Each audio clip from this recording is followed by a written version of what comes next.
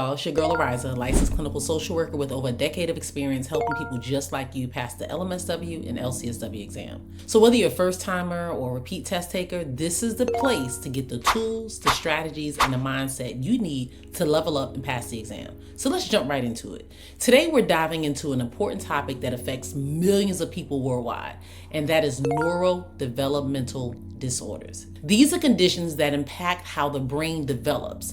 It influences everything from learning and behavior to even our social interactions. So whether you're a parent, an educator, or just someone trying to pass this exam, this video is going to give you a clear understanding of what developmental disorders are, the most common types, and how you can support individuals who have this and so forth. So let's jump right in.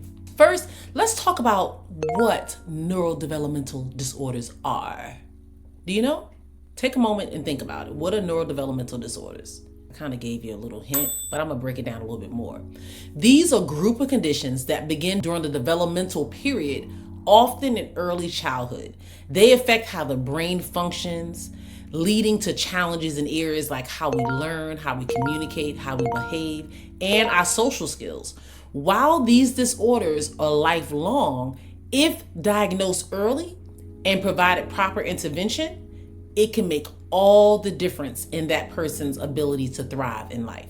So now we're going to break down some of the most common types of neurodevelopmental disorders. Remember, when I'm helping you prepare for this exam, I'm going to give you the information that is most common and most relevant. Not saying it's all of it, but I don't want you to focus and stress yourself out over something that you might only have maybe 1 or 2 questions on. So we're going to hit you with the main core concepts and main core details you need when it comes to neurodevelopmental disorders. So first up is Autism Spectrum Disorder, or ASD. The core symptoms here are social communication deficits. Typically, individuals with ASD or Autism Spectrum Disorder, they have difficulty with eye contact. Sometimes they don't understand social cues, and it might be difficult for them to engage in conversations. They also might have restricted and repeated behaviors like rocking, hand flapping, strict routines, intense focus on specific topics. That is where that restricted and repetitive behaviors come in. And then they also have that sensory processing issue. That is where they're hypersensitive to like sounds, textures, lights, things of that nature. I don't know if you guys are familiar, but sometimes movie theaters do special showings or special viewings of movies that are sensory sensitive. So individuals who are on the spectrum can watch it and maybe it's not as loud, not a lot of boom, not a lot of lights, and it's geared towards that. So that is something to keep in mind. So here's some facts. Most commonly, individuals that have ASD are boys. They're most often misdiagnosed, or should I say underdiagnosed, in girls. And not all individuals with ASD have intellectual disabilities. Many have average or above average intellect. It might be difficult to see that part, but they also struggle with some of those social interactions and engagements. So the best treatment measures, if you have a test question that's asking you what's the best intervention or what's the best treatment measure, applied behavioral analysis, also known as ABA therapy. Also social skills training, and in some cases you'll need the occupational and speech therapy. So those are the type of interventions, and that is what we utilize when working with individuals that are on the autism spectrum disorder. Next, we have attention deficit hyperactivity disorder, or should I say ADHD. ADHD is marked by inattentiveness, hyperactivity, and impulsivity. One of the most commonly diagnosed neurodevelopmental disorders is ADHD. So let's go into some core symptoms and how they fall in these 3 different types. The first one is inactive type. Normally, the individuals that have inactive type, they're forgetful, they're easily distracted, they have poor time management, and they have difficulty focusing. The second one is hyperactivity, or should I say hyperactive impulsive type. That is where the individuals are more fidgety, have excessive talking, they're very impulsive, and they have a difficult time waiting their turn. And then you can have the combined type. The combined type is a mixture of both that inattentiveness and that hyperactivity symptoms. So let me give you some key facts with ADHD. ADHD is not just a childhood disorder. Many adults continue to struggle with some of these symptoms as well. ADHD is very, very common for adults in today's day and age. ADHD is often misdiagnosed as anxiety or either having behavioral problems. And women and girls often go undiagnosed because they exhibit less hyperactivity and more internalized symptoms. So like girls, we might do a lot of daydreaming, having some forgetfulness, some low motivation, but it presents differently than how it presents in boys. So that is why sometimes it's underdiagnosed or misdiagnosed. All right, some treatment and interventions here would be medication. You know, you have the stimulants like Adderall, Ritalin, and so forth. And, you know, I have another video on medication management, all those psychotropic medications, so you can learn about that in that video. So I'm not going to go too much in depth. But also some type of intervention is behavioral therapy and some coaching. And then also executive functioning training. I'm sure you guys have probably heard of this. This is the type of training that helps with like time management, organizing, and how to control your impulses. All right, let's keep it moving, keep it moving. We're at 6 minutes right now, so I'm glad you guys are sticking with me through this. And I'm gonna make it short and sweet and knock out the rest of these diagnoses in this section so you'll be ready and know what to expect. Another common one is, let's say, ID or intellectual disability. It used to be called mental retardation, but it's removed because of the stigma. So a lot of times you might still hear a lot of older people in certain generations use mental retardation, but that is not appropriate and not correct now. So if we want to be politically correct, we want to use the word intellectual disability. So some key symptoms here is that you have deficits in your intellectual functioning, like low IQ, difficulty with problem solving, reasoning, and some academic learning. You also have some deficits in adaptive functioning, like difficulty with maybe independent living skills, some self-care, or some social skills.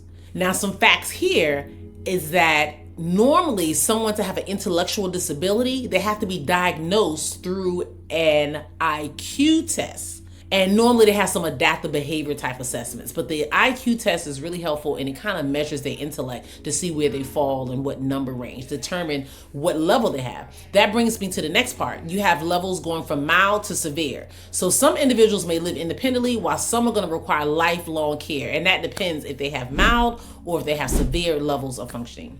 Some treatment and interventions here is like special education. So this is where individuals might have an individualized education plan or an IEP. Individuals might also have some life skills and vocational training that's required and some occupational and speech therapy. These are some things that you're going to commonly find with individuals with intellectual disabilities. Let's move on. There are specific learning disorders like maybe dyslexia. So it's not the same as having a low intellect. You're just having a specific issue in your learning, the way you learn, or like a deficit in that area. So this typically affects one or more areas of your learning, despite whether you have normal intelligence, despite the amount of effort you put in. So that's why I use dyslexia, because dyslexia, individuals that have this, they normally have difficulty with reading, with spelling, and with writing. And that's just one area. So it's not like they have deficits in other parts of the area, but just when it comes to like reading, spelling, and writing. Some key facts here is that it's often not diagnosed until an individual's school age. And it can lead to someone having really low self-esteem, anxiety issues, and just frustration in school overall. Just imagine having difficulty reading, spelling, writing. Those are the main things you do in a school setting. So not being able to function in that capacity, it can make an individual have a lot of anxiety or a lot of frustration. So it's really important to be mindful of that when working with children or helping parents with guidance and interventions.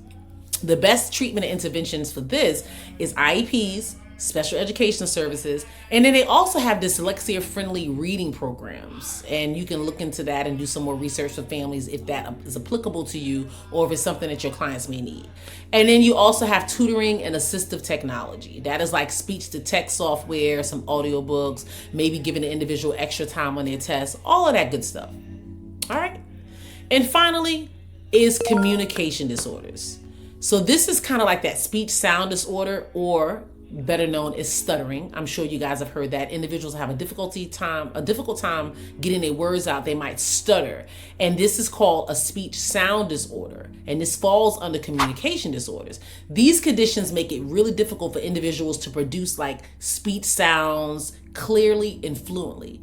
But with early intervention and therapy, these individuals can overcome communication disorders and they can improve their skills and build their confidence in how they express themselves.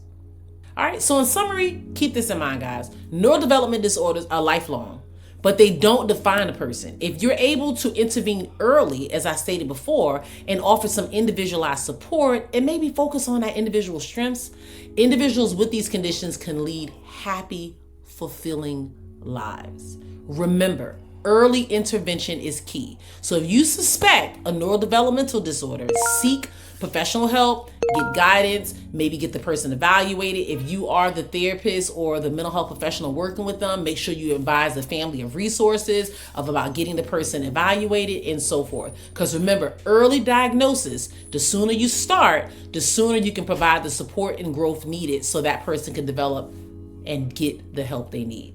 So I appreciate you guys for watching. I hope you found this video to be hella helpful. Please give it a thumbs up, share with someone that might benefit from it. And if you have not subscribed yet, what are you waiting on? Subscribe, LCSW Vibe Tribe. I need you guys to subscribe, show me all the love. If you want more content and more information like this, make sure you hit me in the comment section and leave it a message like, I want more, something like that. I love when you guys leave the comments because that let me know you made it all the way to the end and you supporting the sister, because I'm really trying to make sure that I get as many LCSWs and LMSWs so we just taking over the world, literally.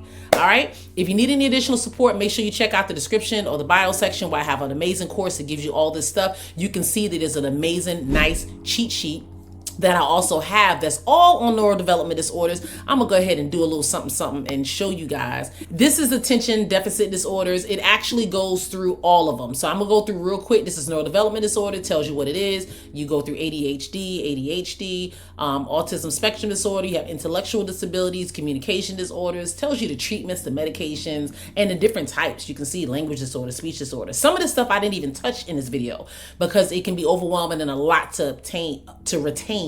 And if you're trying to do it for test prep purposes, some of this stuff is just not going to be on the exam, or you don't need to really focus heavily on. But as a mental health professional, you should know. So you have the specific learning disorder, and then you have motor disorders. So we didn't get into like the tic disorders, and that can be very common. So it's really important to kind of like, maybe join the course so you can get these little fun, the mental sheets that give you all the ins and outs that we might not be able to go over in a quick 15 to 10-minute video. But I hope this was hella helpful. Make sure you subscribe, like, tell a friend, and I'll see you in the next one. Be blessed.